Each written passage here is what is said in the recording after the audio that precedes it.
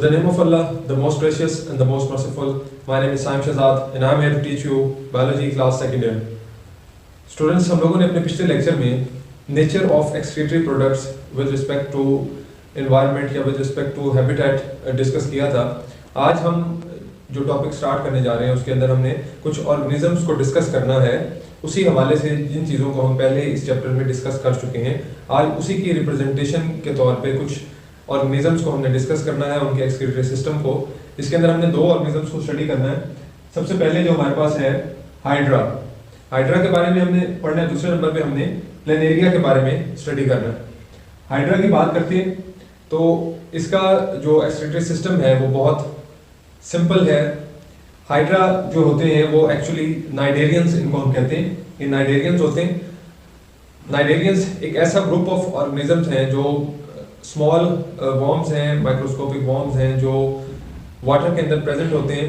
बहुत सी कैटेगरीज आती हैं इसमें। नाइडेरियंस के ग्रुप के अंदर तकरीबन 11,000 किस्म के वॉर्म्स शामिल हैं।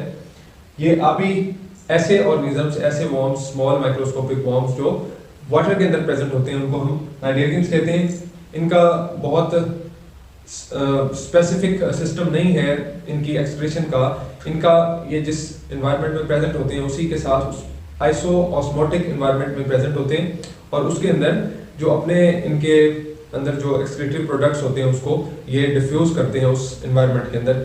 बहुत सिंपल है इनकी एक्सक्रीशन का प्रोसेस हाइड्रा का। इनके अंदर कोई स्पेसिफिक एक्सक्रीटरी स्ट्रक्चर्स प्रेजेंट नहीं होते, बस बॉडी की सिंगल ओपनिंग के तहत ये अपने अंदर से जो एक्सक्रीटरी प्रोडक्ट्स होते हैं वो डिफ्यूज कर देते हैं आइसो ऑस्मोटिक एनवायरनमेंट के अंदर। नेक्स्ट हम डिस्कस करते हैं प्लेनेरिया के बारे में। प्लेनेरिया एक ऐसा ऑर्गेनिज्म जो ऐसा वॉर्म है जो वाटर के अंदर प्रेजेंट होता है। फ्रेश वाटर में भी, सी वाटर में भी प्लेनेरिया प्रेजेंट होता है। इसके अंदर टेबुलर सिस्टम है एक्सक्रीशन का। सिंपल टेबुलर स्ट्रक्चर कंसिस्ट करता है प्लेनेरिया और इस टेबुलर स्ट्रक्चर को हम नाम देते हैं प्रोटोनेफ्रिडियम का। क्या नाम देते हैं? प्रोटोनेफ्रिडियम का नाम देते हैं इसके एक्सक्रीटरी सिस्टम को, क्योंकि वो कंसिस्ट करता है, वो मुश्तमिल होता है टेबुलर सिस्टम पे। बहुत सिंपल सा इसका सिस्टम है, आपने कुछ बातें मेरी समझनी है।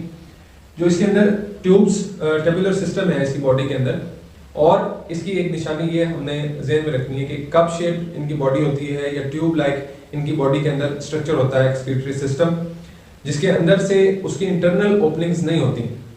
एक ही एक्सटर्नल ओपनिंग है, अंदर से उस एक्सक्रीटरी सिस्टम की इंटरनल ओपनिंग्स नहीं होती। उसके अंदर फ्लेम सेल्स प्रेजेंट होते हैं। फ्लेम सेल्स के ऊपर जो ट्यूबुलर स्ट्रक्चर है वो कैप्ड होता है। जो उसकी ट्यूब्स हैं अंदर वो कैप्ड होती हैं। वो कैप्ड होती हैं किस चीज़ से? फ्लेम सेल से।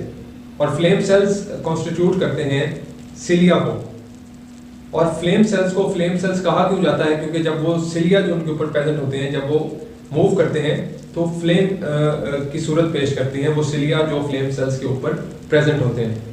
तो इस तरह का इसका सिंपल सा स्ट्रक्चर है। सिलिया जो है वो इंटरस्टिशियल फ्लूइड को मूव करवाती है। कहाँ पे मूव करवाती है? At the end stage excretory ducts के अंदर मूव करवाती है।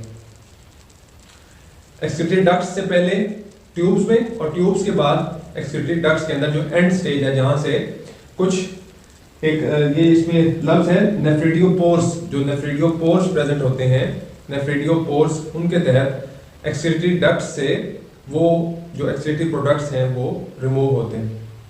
तो ये इसका एक प्लेनेरिया का एक्सक्रीटरी सिस्टम है, जिसके अंदर हमने क्या क्या चीज़ डिस्कस की है जो आपसे सिंपल ध्यान में रखनी है कि इनका टेबुलर स्ट्रक्चर होता है बॉडी के अंदर, कप शेप्ड होते हैं, कप शेप स्ट्रक्चर होता है और ट्यूबुलर स्ट्रक्चर होता है इनका एक्सक्रीटरी सिस्टम।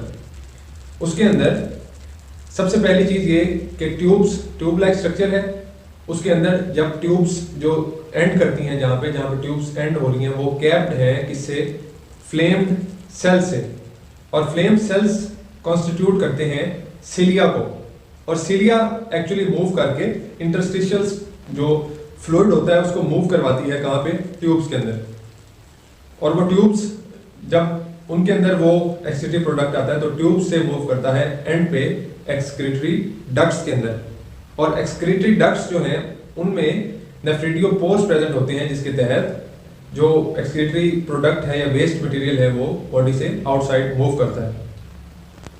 ये मैंने यहाँ पे लिखा है कि प्रोटोनेफ्रिडियम में टेबुलर स्ट्रक्चर होता है, फ्लेम सेल से कैप्ड होते हैं, टफ्ट ऑफ सिलिया प्रेजेंट होता है फ्लेम सेल्स के ऊपर, और सिलिया मूव करवाता है जो वेस्ट प्रोडक्ट है उनको ट्यूब्स के अंदर, और ट्यूब से वेस्ट प्रोडक्ट आता है एक्सक्रीटरी डक्ट्स के अंदर। एक्सक्रीटरी डक्ट्स के अंदर नेफ्रिडियोपोर्स हैं जिसके तहत waste product move out from body. Last में एक चीज बताई गई है इसके अंदर, वो ये कि ये जो फ्लैट फॉर्म्स हैं जो फ्रेश वाटर के अंदर प्रेजेंट होते हैं, ये बहुत डाइल्यूट फॉर्म में यूरिन को excrete out from the body करते हैं।